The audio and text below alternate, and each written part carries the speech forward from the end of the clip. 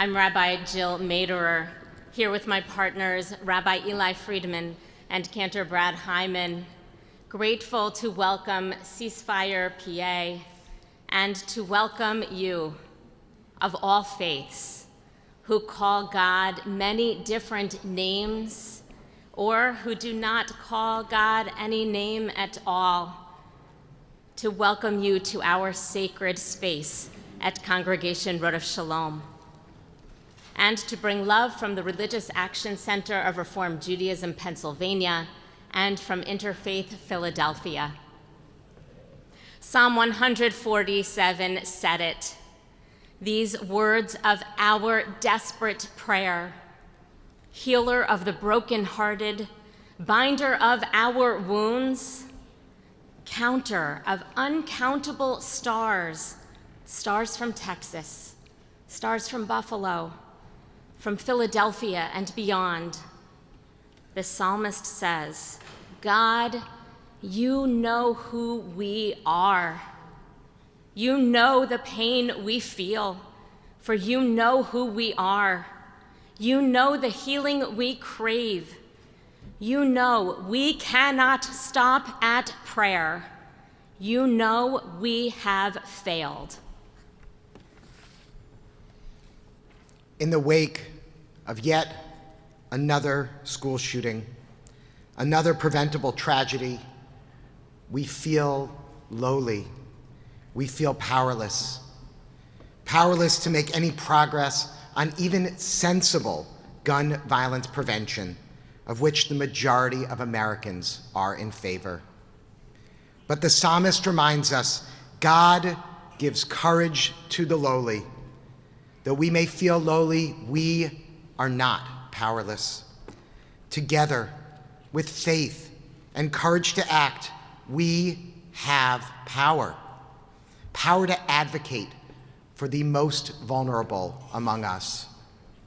God, grant us the courage to act, the courage to come together to enact sensible gun violence prevention legislation. You know who we are, powerful, courageous, and united to repair our world. It's my honor to welcome Adam Garber, the Executive Director of CeaseFirePA.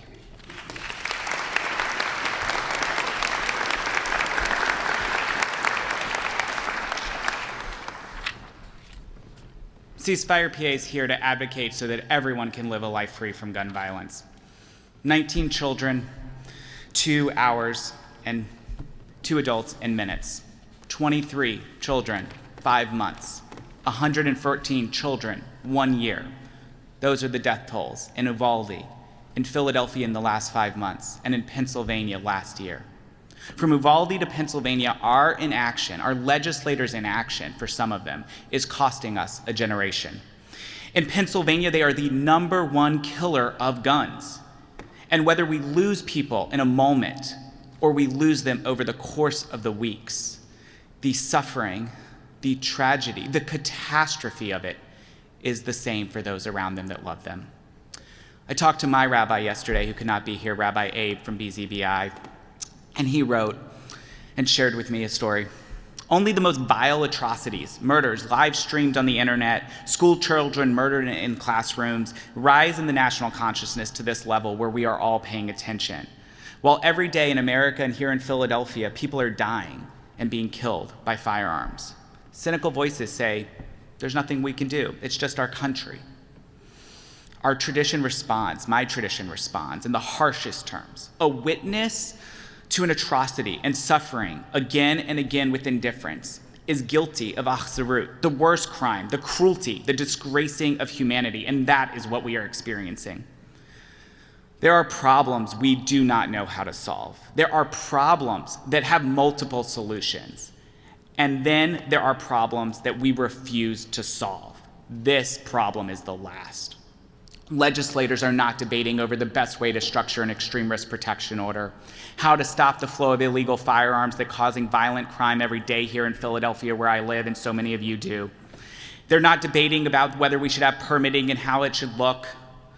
Instead, a small minority is saying, Kids are dying and being killed by guns, and we will do nothing. Nothing. When survivors here beg for action, they turn away. When experts brief them with the data that shows we can save lives immediately, they say, no, more guns, they make us safer. I ask them, when will you feel safe? How many guns will it take? We have more guns in this country than people.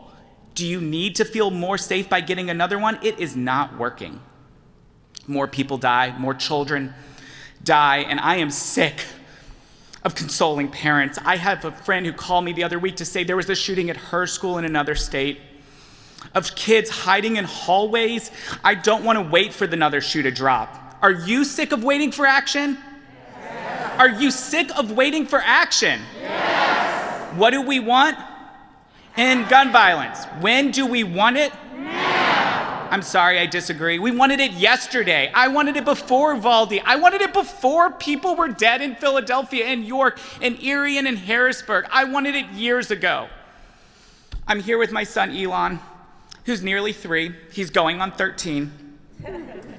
I know, we need a little humor in our lives. I'm lucky he's still with us, unlike the parents in Uvalde who mourn, one who couldn't take it and heart broke. The parents here today who've lost their children.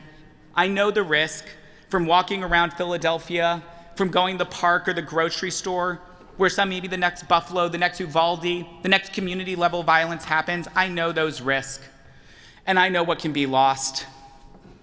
When I got home the other night, he asked me if I was sad, and I said, yes, I am sad. He hugged me, and it felt good. I am not sad anymore. I'm mad. I'm angry. This is his favorite stuffy. He's had it for almost 4 years. It's a little whale shark. And this morning I asked Elon if I could take it here today and if I could give it to another place to help save a child's life. And he looked at me and he said no. I asked again, he fussed, and then he said yes. And so in the next few weeks, I'll deliver it to the Republican leadership in Harrisburg. And I will say this is the cost because this could be the only thing I have left of him. Whether we've already lost our children or whether we're worried about them being next, this could be it. It could be the favorite t-shirt, the lock of hair that you held over when they had their first haircut. And so I'm asking you something. If you're a parent, if you're not, send them to me. Send them to CeaseFirePA. We will deliver them for you. It could be the favorite shirt. His had flamingos on it. It could be a toy that they cherish, whether they're now grown up or not. It could be anything. And it could be a picture, a memento. Send them to us. We want to build them, we want to deliver them, and we want to remind them that if they are going to continue this cruel indifference, that will not stand for us. There are parents here, teachers here, students and faith leaders. We want those mementos from you, and so please give them to us. As CeaseFirePA's executive director, for our team, for our volunteers, for our board members here, for each of you who are here with us, I can tell you we are doing everything in our power to change this. I am glad to be here with you today. I am glad to be here with so many people behind us. You'll hear from some of them, not all of them. I'm also glad that I'm here again with a friend and someone who stood with us every day. A month ago, he and I stood in the pouring rain. This time I told him I'd bring it inside on the steps of the Capitol, demanding action in Harrisburg, and we stand here again. We have allies that are working with us every day, and I'm honored to introduce Governor Wolf, who is fighting to make this happen and knows he needs the legislature to support them.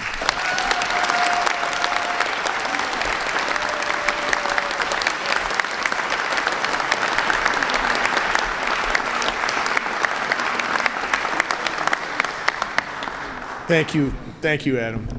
And you're right, the massacre in Texas this week was tragic. But even worse, it was not surprising.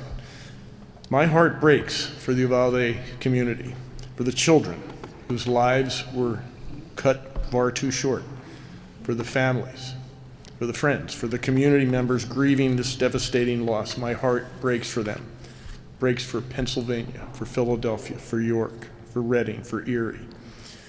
These horrible attacks, despite the devastation it caused, was not an outlier.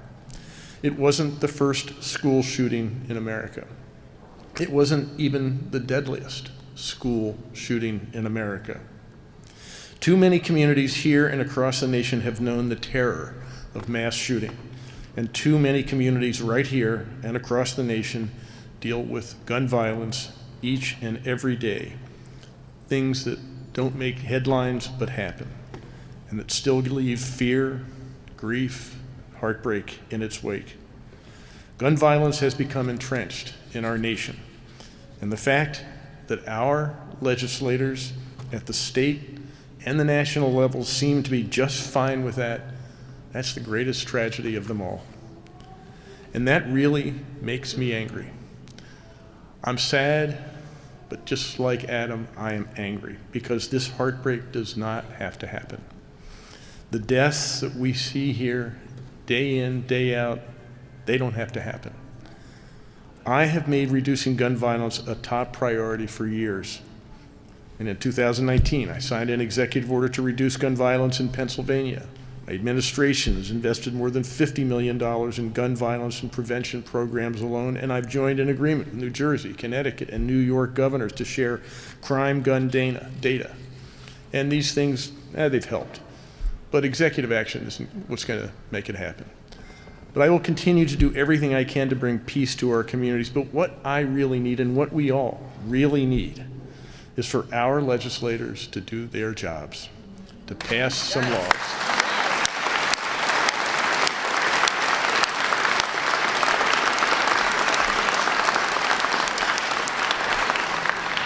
Did you know that gun violence is now the #1 cause of death for children and teens in America? That's horrendous. That is unacceptable. And what's the Republican leadership in Pennsylvania doing about it? Nothing. That's right, nothing. They control the General Assembly. They control the laws that get passed in Pennsylvania. They huff and puff about how tough they are, right? But they would rather cave in cravenly to the gun manufacturing lobby than pass common sense legislation that would keep children from dying. For years, I've called for the Pennsylvania General Assembly to pass 4 common sense gun safety proposals that are widely popular all across the United States and in Pennsylvania. 1, we must report lost and stolen guns within 72 hours. What's the big deal? 2nd, let's close loopholes. We have background checks that we're supposed to do, and they have loopholes. Let's close those loopholes. 3rd, we ought to require the safe storage of guns to keep them out of the wrong hands, prevent accidental injury. And finally, we ought to create red flag laws that protect those who may be a danger to themselves or others. These are 4 common sense things. These are not hard. At least do these things. These will not infringe on anybody's rights, anybody's constitutional rights. These laws would save lives. They would save our children's lives. And it is far past time for our legislative leaders to pass these bills. I know that the Democrats in the General Assembly understand the urgency of this issue. They tried to vote on gun safety legislation this week and got rebuffed by the Republican leadership. But when the safety of our children is on the line, doing nothing is absolutely unacceptable. So let's call on our leaders in the General Assembly and in Congress in Washington to take action to start preventing tragedy. Our message to our legislators needs to be, in Congress and in Pennsylvania's General Assembly, do your jobs.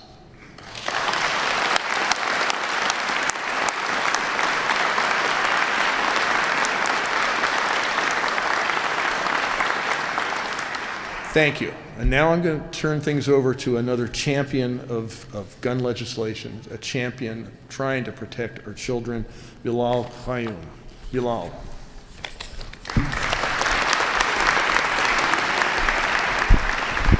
Good afternoon. Thank you, Governor. And I want to acknowledge all the brothers and sisters that stand behind me or are part of the struggle to reduce gun violence, not only in Philadelphia, but across the state. Quickly, Adam told me I'm going to be up here for 15 seconds. I walked to Harrisburg 15 years ago. You see this shirt? Jobs, not guns. It took me 6 days.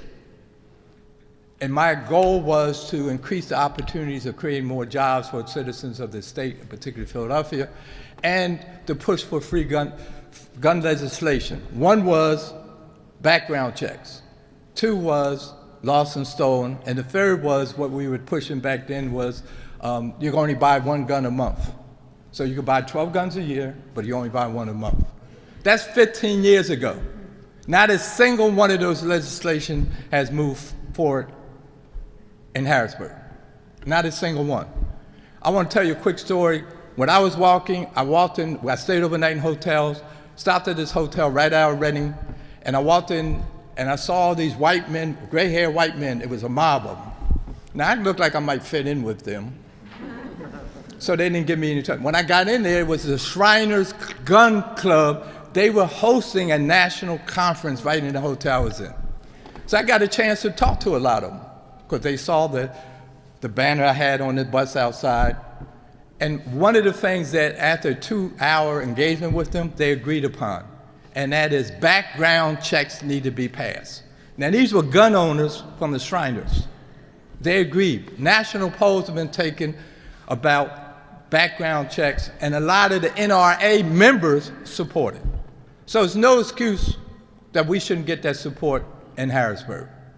So today, when I'm getting ready to end, Adam, today I asked the governor, would he be willing to call a special session of the House and the Senate, cross party lines, to deal with this gun issue, and he agreed to do that. So would you give him a round of applause?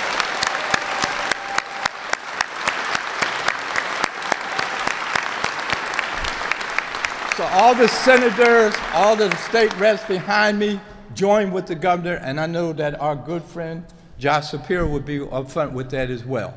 We got to push. This is a movement. We can't stop this movement to reduce killings in the city of Philadelphia. Since that walk I took 15 years ago, there's been 25,000 Philadelphians shot, 4,500 killed. Imagine, gun legislation is not going to stop all the shooting. We all know that. But imagine if some movement was happening, we could have saved some lives going back 15 years ago. The next speaker is a good friend of mine who is a star, as far as I'm concerned, in the legislature. She's in a leadership position, and that is State Representative Joanne McClendon from Southwest Philly.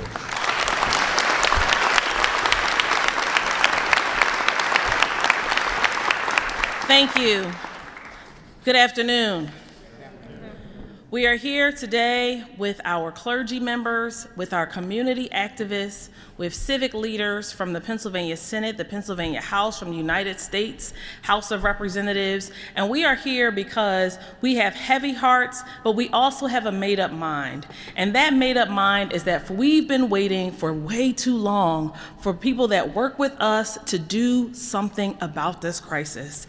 I said on Wednesday morning, if we don't take out a mirror in the Pennsylvania House of Representatives and look at ourselves and see how complicit we are with inaction, it is a shame, it is a shame, it is a shame. But we are here today, and I told my colleagues on the floor of the House before we left on Wednesday, when they decided yet again that they would not vote on banning assault weapons, weapons of war, weapons you cannot use to go hunting even in rural Pennsylvania. And I let them know that as much as we sadly see gun violence in Philadelphia and in our area, that it's not a Philadelphia problem. It's also in Williamsport. It's also in York. It is also in Reading. It is also in Harrisburg City. It is also in Susquehanna Township. And it is in every part of the Commonwealth, even where they live and serve. In Butler Township, there was a mass shooting in a parking lot, but they refused to do anything. But we are here once again to sound the alarm.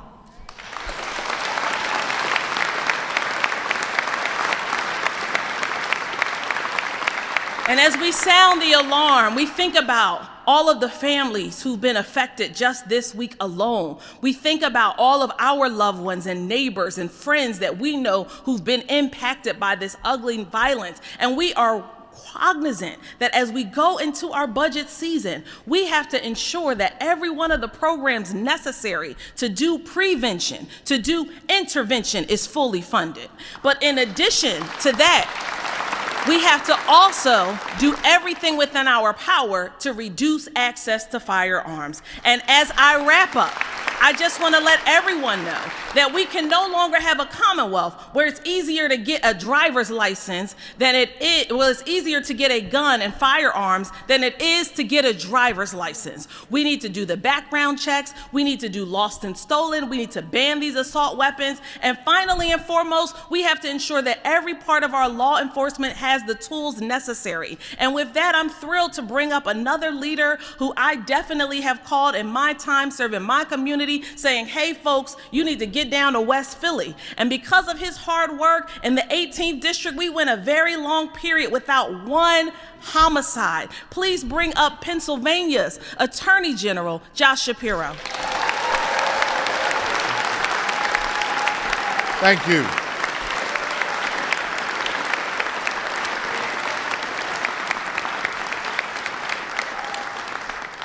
Let me begin by thanking Leader McClinton, not just for the strong leadership she shows in Harrisburg, but for the spiritual guidance she gives to so many of us in this community. And in that vein, I want to thank you, Rabbi, for welcoming us here. It was not long ago, sadly, that we gathered here after Tree of Life. And in these horrible moments in our lives, I know we find comfort in one another here in this house of worship. So the rabbi, to the pastors, the priests, the imams who are with us, we are counting on you to lift up our community, and we thank you for being with us today. I come here today to say very clearly that it doesn't have to be this way. It doesn't have to be this way.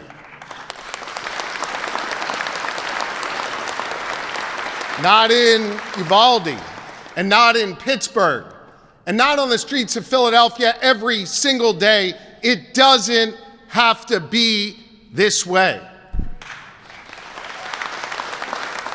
We should not accept as normal when 19 of our babies and 2 of our prized teachers get gunned down. Every single child deserves to be safe in their schools and in their churches and in their movie theaters. Sadly, we've seen it here in the Commonwealth of Pennsylvania. In just the last year, 134 of our children killed, 113 of them homicides. I'm sick and tired of waiting. It's been 1,000 school shootings since Sandy Hook. It's been years since Tree of Life. And every hour that goes by after a shooting in Philadelphia or Hazleton or Reading or Harrisburg or Erie is an hour too long. I'm tired of waiting. It doesn't have to be this way. Our children deserve leaders of courage, leaders of character.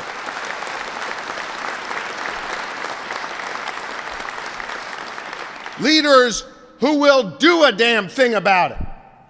And now is the time. This is a moment where every leader needs to stand up and say what they are for. I'll start. We need to close the ghost gun loophole here in Pennsylvania. It's the weapon of choice for criminals. We've got to close that loophole. We need universal background checks because surely we can all agree that those who are criminals, those who are a threat to themselves and our society, should not be able to get their hands on guns. Surely we should agree on that. I'm for passing red flag laws so we can keep guns out of the hands of those who would do us harm. I'm for getting weapons of war off our streets.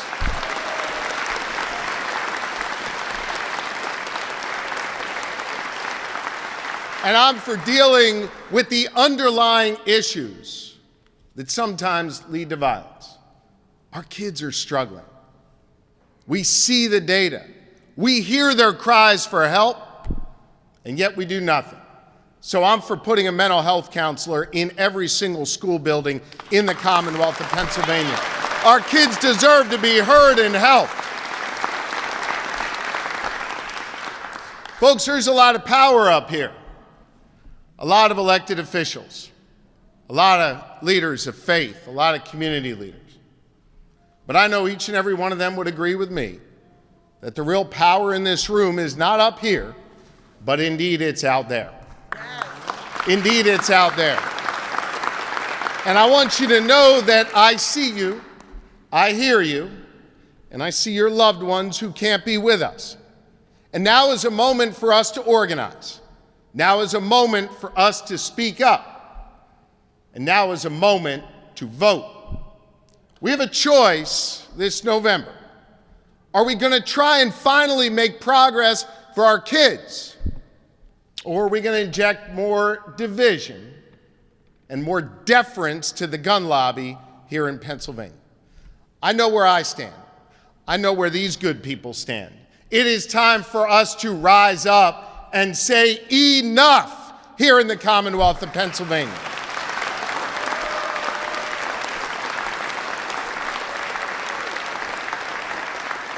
You have the power.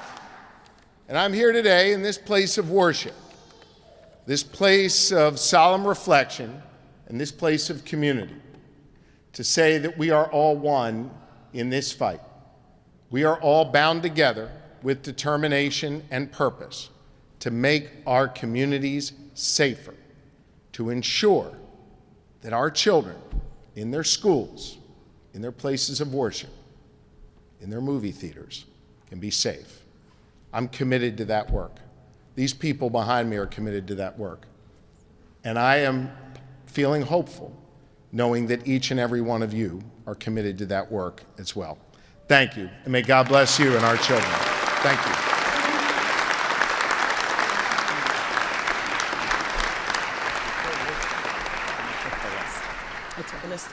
Hello everyone, how's everybody doing? This is a beautiful sight to see so many people from different walks of life come together. This is what our city needs. We need to stand up and have strength within each other. So right now, the most important thing of our city, we're gonna hear from them. We're also gonna hear from a few students. Caprice Cohen, can you please step up? Latrell Johnston, please step up. Please step up.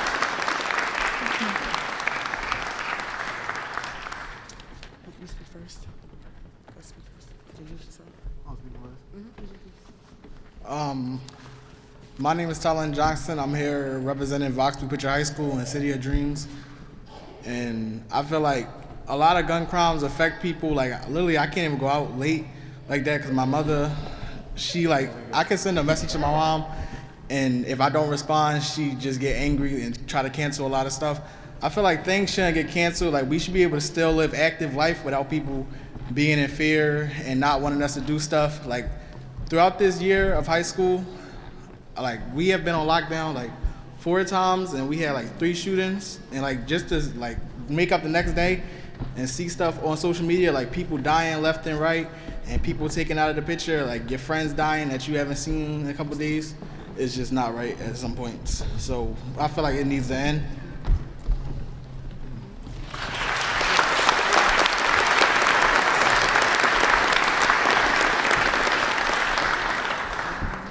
Hello, my name is Caprice Cowan, and I'm here with City of Dreams Coalition.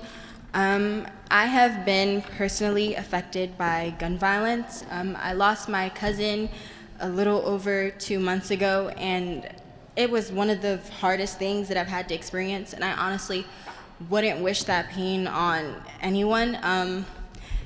Teens and kids should be allowed to go outside without the risk of getting shot. Just as the person that spoke before me mentioned, my mom goes off when I stay out even past 9 o'clock, and it shouldn't be like that. People should be able to go out and enjoy their lives. Kids should be able to go to school without the risk of getting shot. School is supposed to be a place where kids grow and learn and form friendships, not where they can get injured. And honestly, enough is enough. What's the point of having all this power if you're not going to use it? I mean, Yes.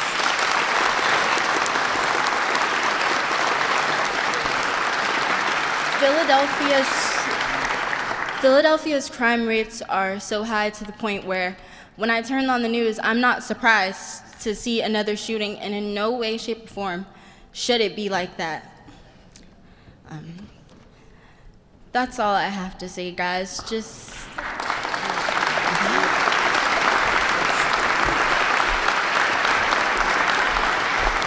And now I would like to call up two young ladies.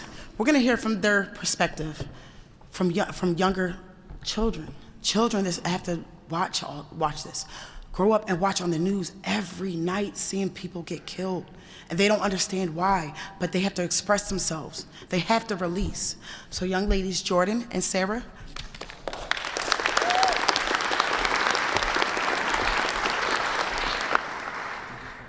Buenas tardes. Good afternoon. My name is Sarah Taveras. I'm 12 years old, and I am in the 6th grade at Eugenio Maria de Hostos Charter School. And my name is Jordan Rivera. I'm 11 years old and also in the 6th grade at Hostos Charter School. We don't want to be here today talking about yet another mass shooting that has taken place in our country. But here we are, because yet again, failure on the part of adults in power has led us to the death of kids like us. There have been over 25 shootings in 2022 alone. This could happen anywhere, and is happening all across the United States. Uvalde, Texas could be North Philadelphia Robb Elementary School in Uvalde, Texas, is a school with many Latino children, just like our school. Schools should be safe spaces where students go to learn, spend time with their friends, and grow. Teachers and students should be able to come to school every day and not worry for their safety. We are scared, frustrated, and exhausted. We want to live our lives, go to school, learn, and be kids. Unfortunately, school shootings aren't the only gun violence that kids like me living in Philadelphia have to deal with. In 2022, there have been 864 shooting victims, 171 of whom have died. Gun violence is the number one killer of people under the age of 18, my age and the age of my friends. All of this gun violence adds up, and it's not just numbers. Victims of gun violence are parents, children, cousins, friends, grandparents, and neighbors. They had dreams, favorite foods, songs they loved to sing, and best friends. Whether shootings take place in 30 minutes or over a month, the loss of suffering is similar, and it is too much. As Sarah said, we don't want to be here today. How many more shootings should we have before action is taken? How many more kids will have to die before adults in charge do something? We are calling on people in power to do something, to pass gun safety laws to end this violence. I hope that we never have to have this conversation again. It is up to you, the adults, here in Philadelphia and at the national level, to pass gun safety laws so that no one, not people just living their lives on their block, nor kids at school, dies from gun violence ever again. Gracias. Everybody say with me, enough is enough. Again, enough is enough. Enough is enough. Enough is enough. Enough is enough. Thank you, young ladies. Thank you to the youth of Dr. Spite. Our next speaker is Dr. Dorothy Johnson Spite.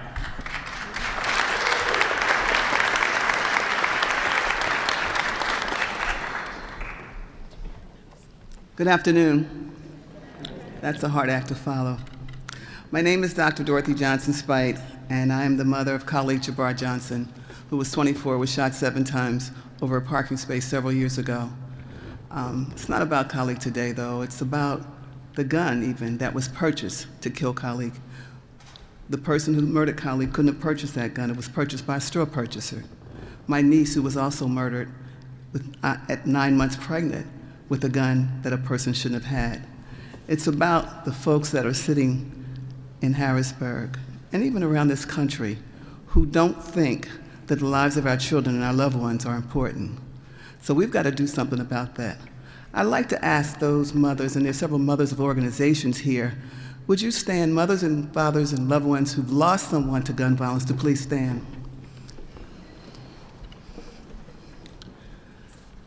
The mothers and fathers of those who don't want to lose someone, please stand.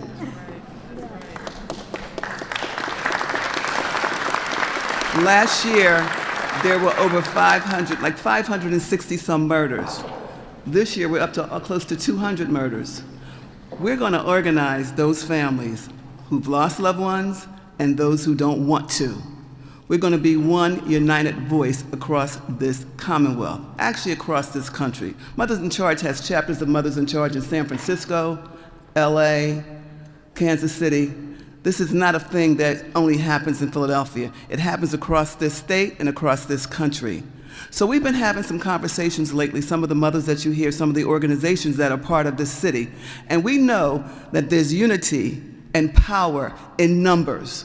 I'm going to ask Movita to stand with me. I'm going to do my what is it, 90 seconds I got? I'm going to do my 90 seconds, but I'm going to ask her to stand because she's also a part of what we're talking about doing in this city and across this state with those of us who've lost loved ones, who feel the pain of what happened in Texas. But we know the pain every single day because our phone rings every single day of a murder that's happening here in Philadelphia. And we've got to do something. If you're not part of the solution, guess what you are? Part of the problem. Movita? Yes.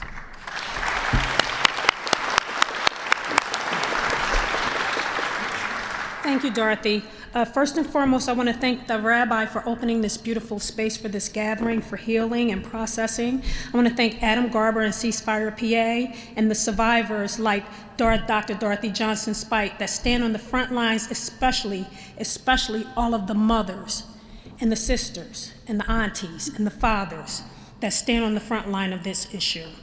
My name is Dr. Movita Johnson Harrell. I'm the founder of the Charles Foundation.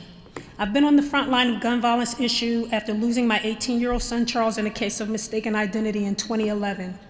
Since burying Charles, I've sacrificed my life for this issue. And still, I lost my son Dante March 5th, 2021, as he went on a weekend trip to California. He was 30 years old and killed in a random drive-by.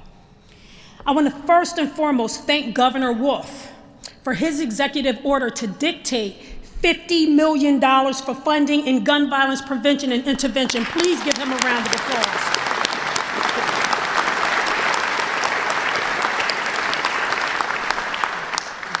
The sad part is that in this country, and we don't want to make the comparison, but more children die going to school than law enforcement officers die going to work.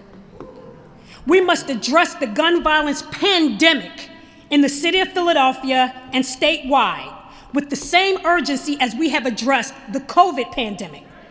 We need to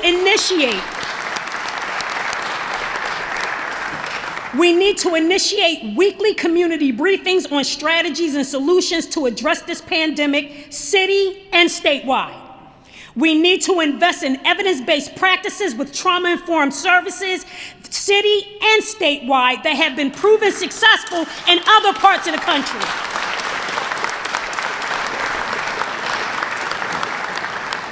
For right now, it has not even gotten hot in Philadelphia.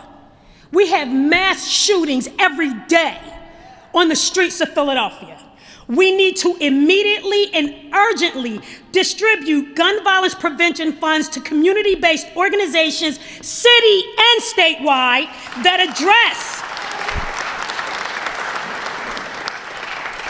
address the ability to be able to provide safe spaces for play and learning for these children for the summer. Distribute those funds city and statewide so that we can create jobs for our young people, entrepreneurship programs, and community policing for us to police our own communities. And lastly, we need to look at the recently released Brady report to close the gun shops across the city and statewide that have been responsible for the illegal straw purchases of the guns that come into our communities.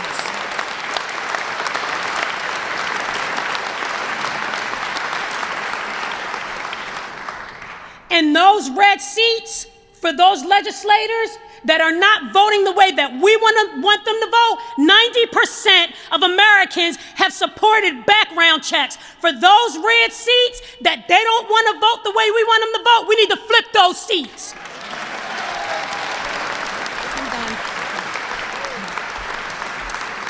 Thank you, Movita. I just want to say, we talked about straw purchasers. The gun that killed my son was bought by someone who couldn't have bought it themselves. No, she actually was a straw purchaser. He couldn't have bought it himself. I want to thank Josh Shapiro for all that he does in track and trace and gun legislation and things like that. We've got to support those who support us. Thank you very much.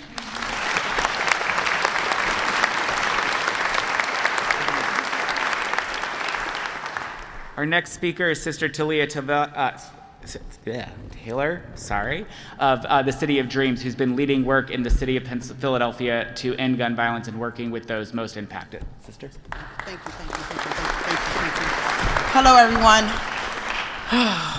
There's just so much wickedness out here in Philadelphia, in the nation. Everyone's just tired. My name is Sister Talia Taylor. I'm president of the City of Dreams Coalition, also chair of the social music movement. See, me and my team, we ride differently. We actually hit them blocks. We actually hit them corners where everybody else is scared to. And every time we do the block by blocks, family by family, knocking on them doors, every time they open their door to talk to us so we can find out what's really going on in those homes, so we can break those barriers, we just see hopelessness in their faces, disgust, anger, because they're tired of being let down by elected officials, other community leaders. They're tired of being let down by their own communities. It's time for us to step up. It really is. There's a lot of mental health. There's a lot of people out here, they're just hurting. They're just plain hurting. Our kids are going off to DHS 4 times the amount in any other large city. Our city is just being broken and tore down. We need to start focus on rebuilding our foundations within our own families first. We have to. We have to be mothers again. We have to be fathers again. More importantly, we have to have people from our culture. People that can truly engage and touch our people. There's a lot of people that come to me because they understand. I understand their grief. I was in the streets as a 12-year-old student and was left out by every agency, even as a straight-A student. So what makes you think all these years later it got any better? There's all these kids out here that when I get to know them, they're actually nice kids. They just want a hug. They just want a hug from somebody that understands them, somebody that cares, and somebody that will actually pick up the phone for them.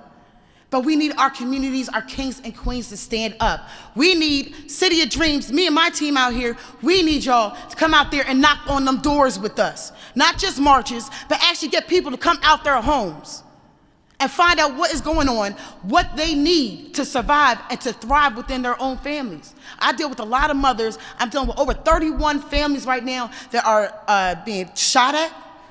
You probably seen them on the news a few months ago. None of them families have been moved as of yet.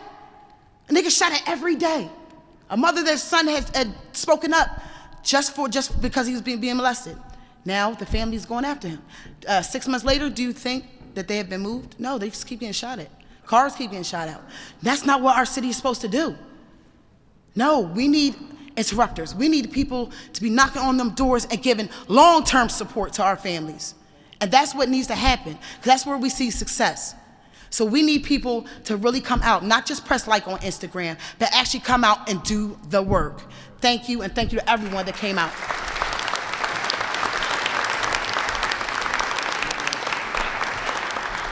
You've heard us say that bills aren't moving. They're not actually even getting out of committee, and no one knows it better than Representative Tim Briggs, who works every day in the judiciary to just have a discussion about ending gun violence. Representative Briggs.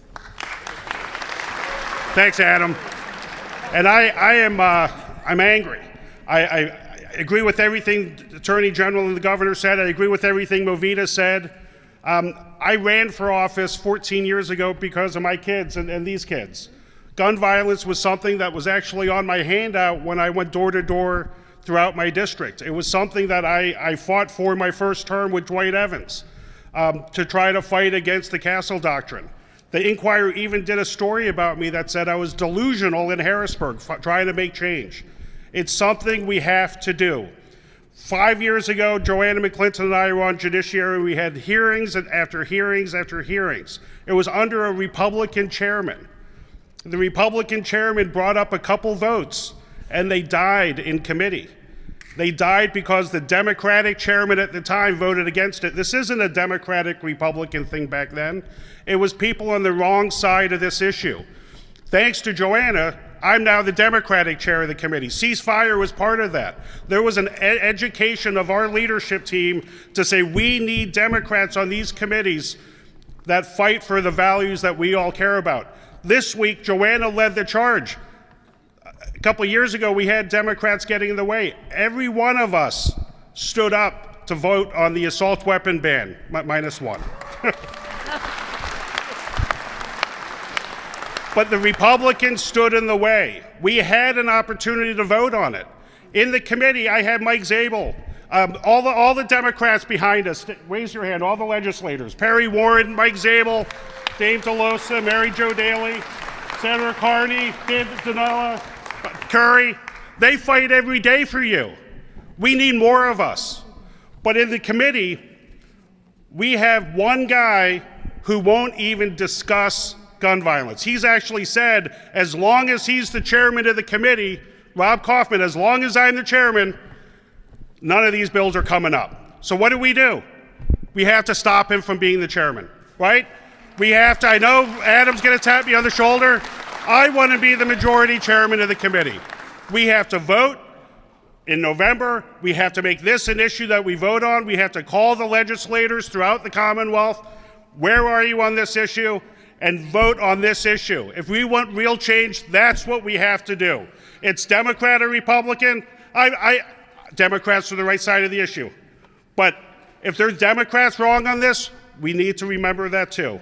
Because we have to make change. My kids get scared every time this happens.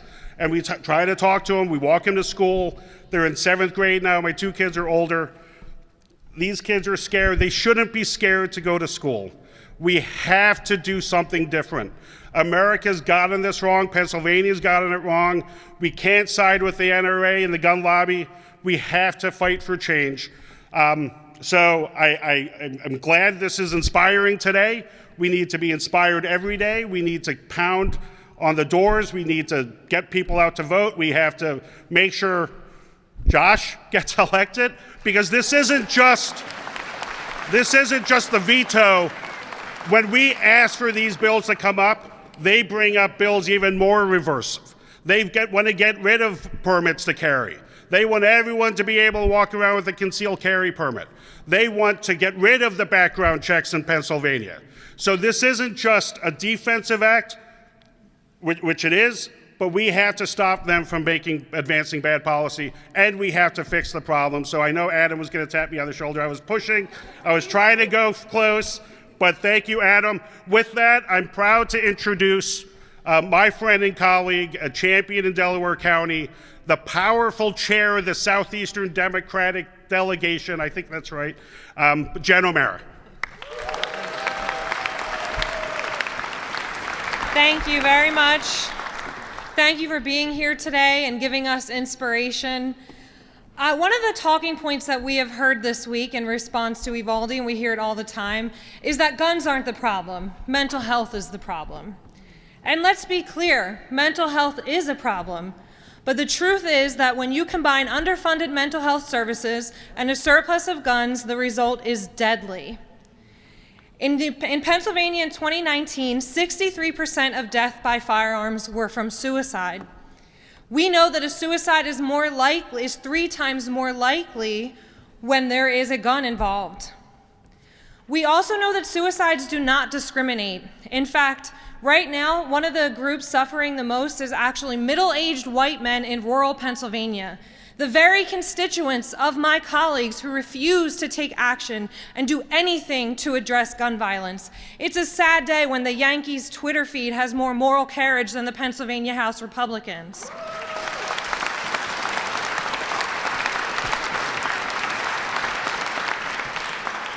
We also know that another constituency that is very impacted by suicide is actually police and firefighters.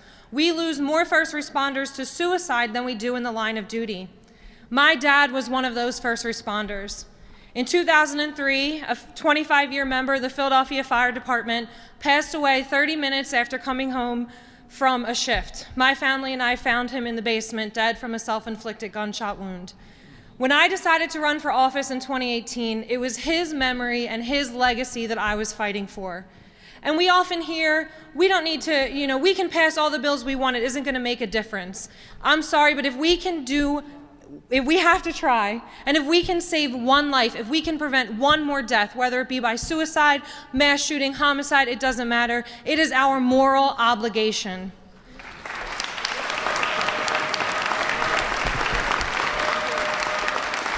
That is why I have introduced in Pennsylvania with a Republican member extreme risk protection orders or red flag laws. ERPO's work. Data shows that in Connecticut and Indiana, when they were passed, suicide rates decreased by 7.5 to 13%. We must take action. We must pass red flag laws. We must vote. Thank you all.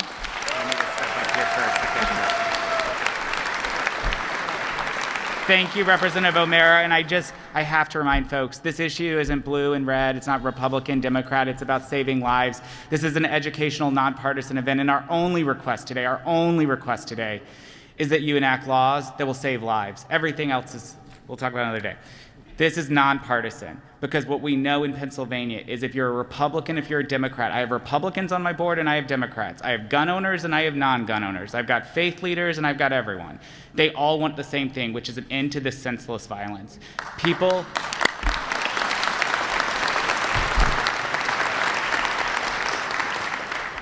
So this is nonpartisan because everyone wants to save lives. People know this no better than those that have lost. And unfortunately, a friend of mine lost her brother. Her mother is here today. I'd like to invite up Hans's mother, Jenny Ann Horst Smarts.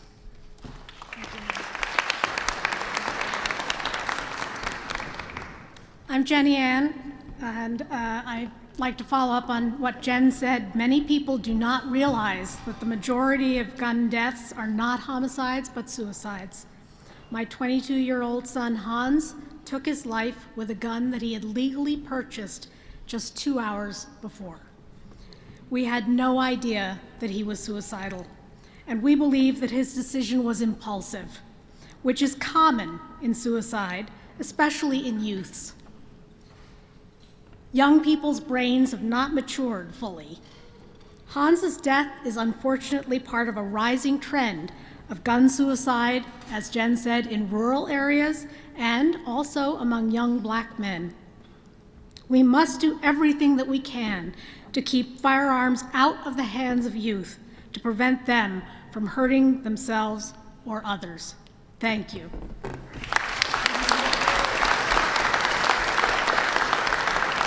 And now I'd like to introduce Ricky Duncan.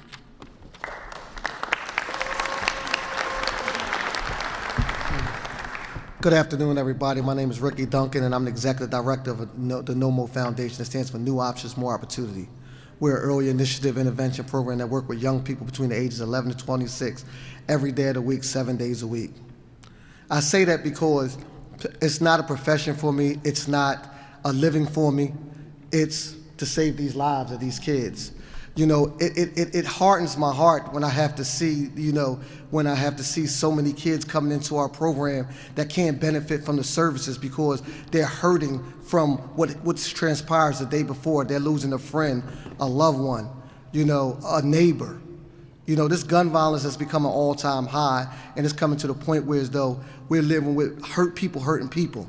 And these kids are not just being hurt physically, emotionally, and intellectually, because these kids no longer can go to school and score as high as they should be scoring inside of the classrooms because they suffered this trauma. And I want to concur with Attorney General Josh Shapiro said earlier that it should be some type of psychosocial things taking place inside of the schools for every school in the city of Philadelphia.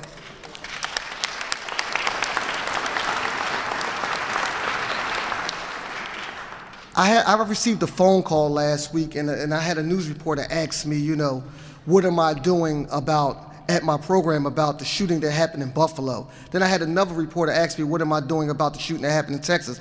I said, I'm still dealing with the shooting that happened in Philadelphia when a young boy got killed coming out of school 2 weeks ago.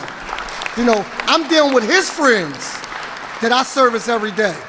You know, as I stand with all the elected officials and these young people that I service every day, you know, I feel like it's still missing so many people, and we must stand together. It's the people that's sitting out there that we need to stand together, because the same outcome that we have today for the reason that we're fighting against gun violence, we should have had that same outcome when that little boy came out of school and had to be killed coming out of a public school in Philadelphia. I should have seen these same amount of people. I should have seen all these cameras. I should have seen all my elected officials coming together and support that, because it starts at home, ladies and gentlemen. It starts at home. I support the gun violence in the state of Pennsylvania, but I live in the city of Philadelphia, and I fight for these young people every day.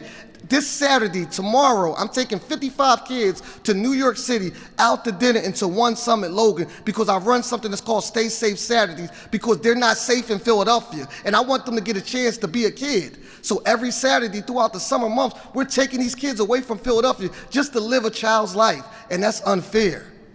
You know, so I asked for the support of everybody that I see here and everybody that stands behind me. Let's fight for this gun violence. Let's end this gun violence. Let's pass these gun laws and do whatever we can do as a whole, as a community. Stand together and let's stop this ultimate gun violence, because I see orange shirts. I don't see faces. I don't see colors. I just see orange shirts. I don't see Democrats. I don't see Republicans. I see children.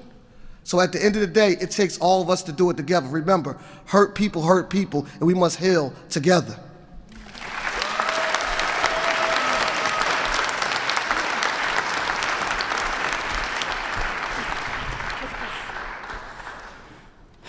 Our next speaker is Senator Cappelletti, who has been working every day in the Senate to also save lives from gun violence. Senator?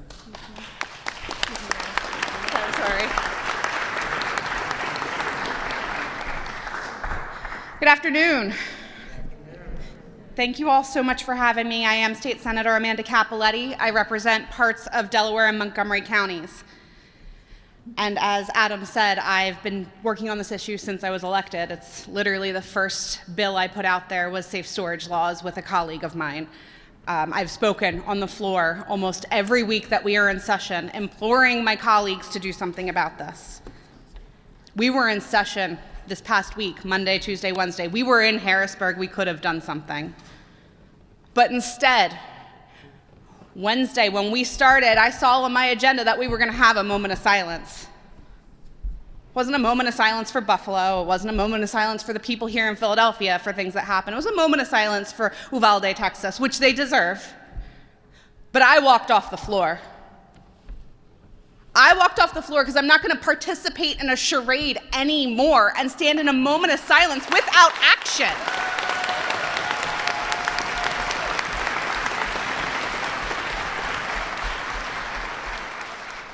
I'm tired of thoughts and prayers, because thoughts and prayers without action are meaningless. Thoughts and prayers without action are a waste. Thoughts and prayers without action are a sin. And I will not partake in that any longer. I come from the generation that first saw the Columbine shootings happen.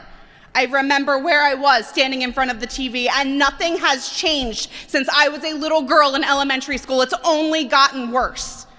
And every time I interact with kids from my district, kids from Philadelphia, kids across this Commonwealth, they tell me how scared they are, how unsafe they feel in their schools. So if you tell me that you have a moral compass that is put forth by your faith, and your faith tells you that it is okay to support that right to bear arms when that is more important than that child's right to have an education, than that child's right to feel safe, than that child's right to live, then you better check your faith and your moral compass, because something is wrong, and I won't be a part of it anymore.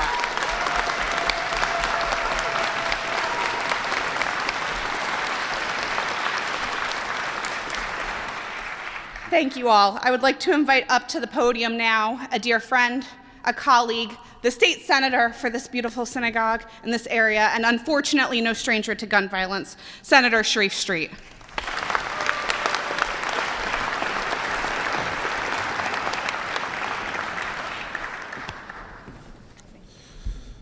Welcome to the 3rd District. We're standing here talking about gun violence one more time. If you go just up a few miles, you'll be in North Philadelphia. Let me tell you what the average parent in North Philadelphia's life is like by telling you a little bit about my own, because as Representative Movita Johnson-Harrell will tell us that getting elected and being a leader does not insulate you from what goes on in these communities. Shortly after I got elected to the Senate, my son Sharif, who played on the MOTEP state champion football team, had one of his teammates, Chris, was murdered. On the day that we were supposed to go to, where my wife and I were supposed to go to the vigil, we had to split up because my daughter Arian's prom date, she was in college at the time, but her previous prom date, there was a funeral for him as well because he was also murdered. So we had 2 children that both had friends that had funeral services for them on the same day. So we had to split up so we could support both children. My son Lavian's friend's stepfather has been killed. My daughter Shayla, who's now a freshman cadet at West Point, when she was in high school, there was a shooting outside of her school. And then last year, on July 4th, 2021, Lala, my wife's cousin's son, who is, call me Uncle Sharif, was at family events, is actually in the picture, the family picture that they use when they put up for me in the press all the time, was murdered in a mass shooting on 60th Street in West Philadelphia. That's not the end of it. My district office on Germantown Avenue was shot up and bullets went through the windows. Fortunately at night no one was there, but the bullet went right past where my receptionist, who has young children, would have been sitting. And then earlier this year, my communications director and I were standing in front of my political office on Susquehanna Avenue, not 2 miles from where we stand today, and we saw a commotion and a shooting and later found out a man was killed. And this morning, on my way to this event, I was talking to my son, Sharif Jr., and he said, "Oh yeah, Dad, remember Man from the neighborhood?" He said, "Yeah." He said, "He was killed." That is the reality for people that live in North Philadelphia. It is not, and it doesn't happen once in a while, it happens all the time. That is the reality. Representative Bullock, who was here, talked about her the other day. When her children were young, her boys are teenagers now, they used to get scared and come running to her when there were gunshots. Now they're teenagers. She heard one of them say, "Did you hear the gunshots?" To the other, he said, "Yeah, I'm going to sleep." So that is the reality of our lives. Now, look, I've taken more time than I expected, but I appreciate for folks to indulging me. Folks say, what is being done? My mama called me this morning and said, "Sharif, what's the Senate going to do about all this?" I mean, when your mother calls you and says, "What are you going to do?" I said, "Mom, we are trying." But for folks who don't understand here, Senate Democrats have introduced bills. Senator Wayne Fontana has introduced a bill for extreme protection orders. I have introduced legislation requiring the prohibition against the sale of military-grade weapons. Senator Hughes has introduced legislation restricting firearms in public parks. Senator Tartaglione has introduced the reporting of lost and stolen handguns, probably one of the best, most common sense piece of legislation that anyone has written. Senator Collette has introduced legislation restricting requiring the regulation of allowing the local registration of firearms. Senator Hughes is imposing stricter sales on transfers of firearms. Senator Fontana has introduced a bill prohibiting ghost guns with Senator Hughes. Senator Sanacero and Capoletti, safe storage of firearms. Senator Costa has introduced legislation, the divestiture of and the prohibition of us investing in firearm manufacturers. Senator Hughes, firearm eligibility license. Senator Fontana, assault weapons ban. Senator Williams, firearm registration. Senator Santicero, universal background checks. Senator Hughes and increased penalty for straw purchasers. I could go on for a while. There are plenty of bills that have been introduced by Democrats, but the reality is, while we say it's not partisan, the Republican chairs won't bring them to a vote. When my nephew was killed, I had all kinds of members calling me and saying they had their thoughts and prayers. And I will tell you from a family member, there's a scripture in the Bible that says, your faith without works is dead. And to all of you who say your faith guides you, but you refuse to take any works to prohibit the gun violence, from the families of all of us who have lost people, to us your faith is dead. Thank you.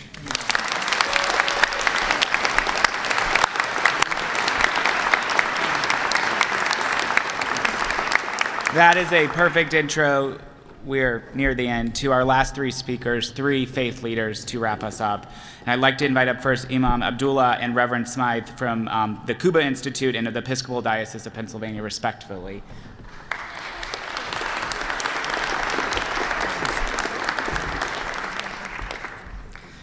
Good afternoon, civic officials, city and state legislators, community leaders, religious leaders, and concerned citizens. We are here because we care. I was about 15 when I walked into the bathroom where I lived with my uncle and found him bleeding on the floor from a gunshot wound to his back. Yes, it did not happen here in Philadelphia in the United States, but the pain of gun violence is real anywhere we are. We're all here because we share the same concerns. I will not speak about the sanctity of life from Islamic traditions, because at the core, we all accept that life is sacred. That is a universal thing that we accept. To spend time doing that would be preaching to the choir. What I will say is that each and every single one of us, we have a role to play in stemming this gun violence. According to a scripture from our Quran, God said when he created man, verily, I am going to place on earth a vicegerent. And the meaning of this word is somebody who takes charge, somebody who accepts responsibility, someone who engages in accountability. What is clear is that this word alludes to the fact that we, as man, and that is inclusive of however you identify as man or woman, right? However you identify, that we, as the created beings, we have a responsibility and a role to play in protecting each other. Whether you enact or propose legislation to curb gun violence, to stem the flow of illegal guns on our streets, whether you're a community leader organizing rallies, whether you're an educator championing school reform or social justice causes, whether you're somebody who is a community leader on the block organizing marches for those who are the victims of gun violence, the fact is that you show up and you have something to do. Or even if you're a voter who has no other interest apart from voting for what is right, each and every single one of us has something that we should do. The fact is that none of us has a role that we should not be playing. So I will end with a simple prayer. My prayer is that God gives each and every single one of us the courage and the humility to act with justice. I pray that God gives each and every single one of us the courage and the humility, whether we are directly or indirectly impacted by gun violence, the ability to stand behind some issue, whether we are a single focused issue or a multi-focused issue, to stand behind some issue that we can get behind and do something, because the time for being on the sidelines has ended. There is no one of us who can sit on the sidelines and say, we can let this happen any longer. And whether it is you or those who are in your network, you have to step forward, you have to reach out to them and have them reach out to others, because no one can sit back, be on the sidelines and let this thing continue the way it has continued so far.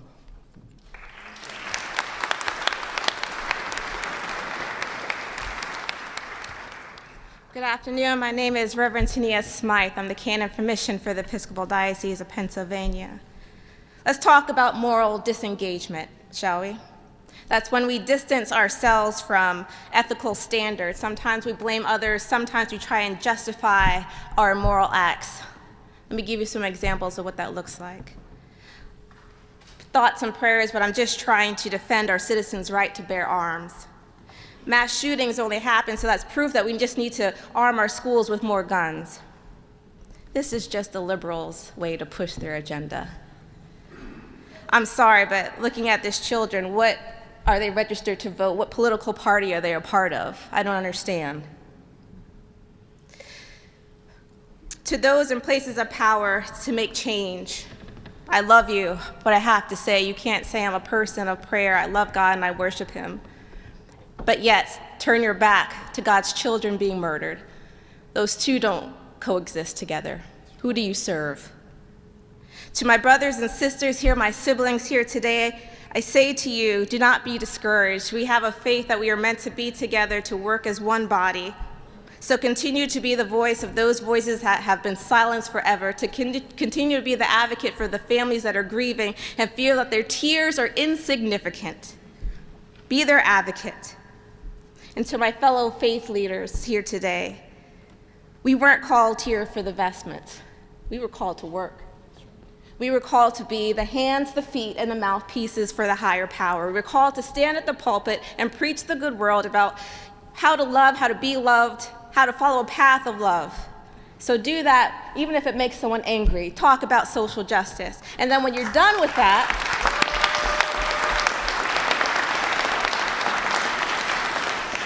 and when you're done speaking and making your amazing speech, you come off that pulpit and you join our brothers and sisters in this office and we march with them to make change.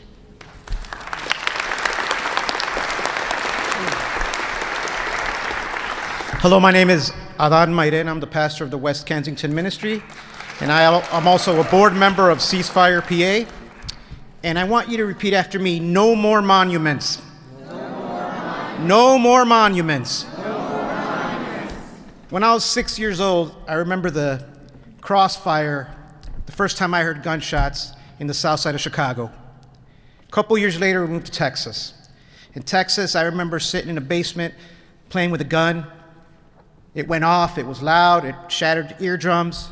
A couple years later, in high school, a friend died.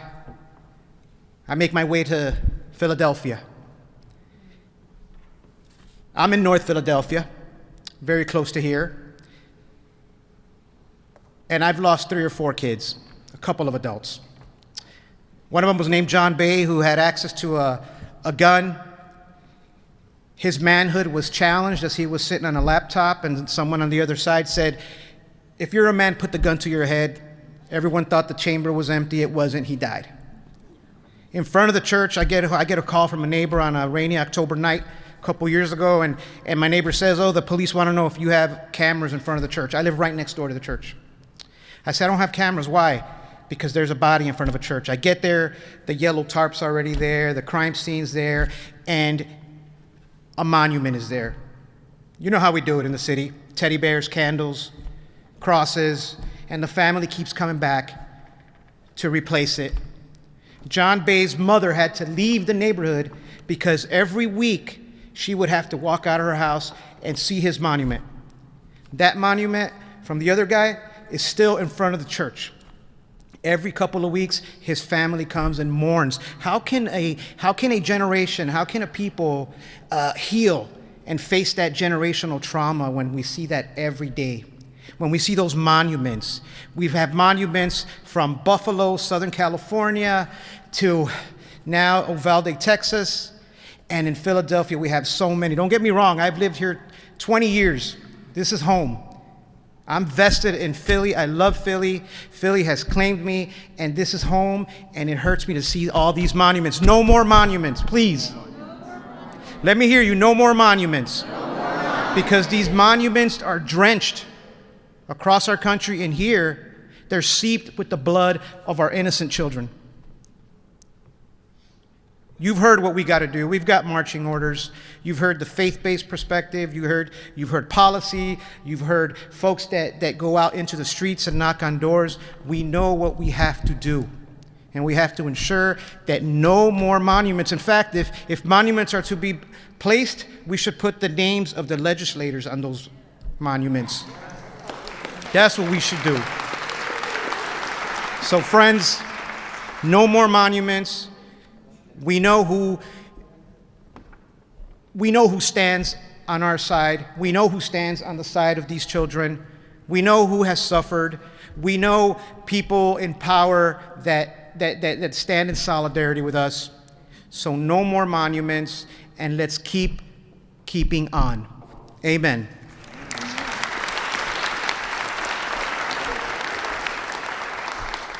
I don't think I can say it better.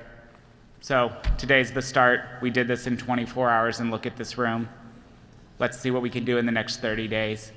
Jenny Ann just handed me pictures of Hans. You'll get an email later today. Send me your mementos, because the only monument we're going to deliver is those of our loved ones, so we can end the ones drenched in blood. Thank you.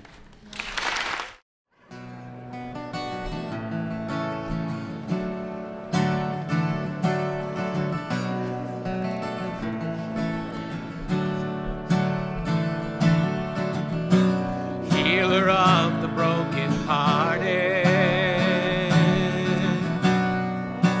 binder of our wounds, counter of uncountable stars. You know who we are. God gives courage to the lowly and brings the wicked down to dust. Above it all, sing praises to God, protector of us all. This is your part. Hallelujah. Hallelujah.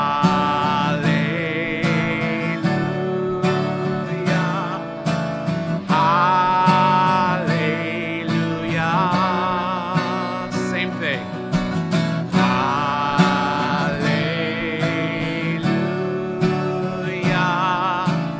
Hallelujah.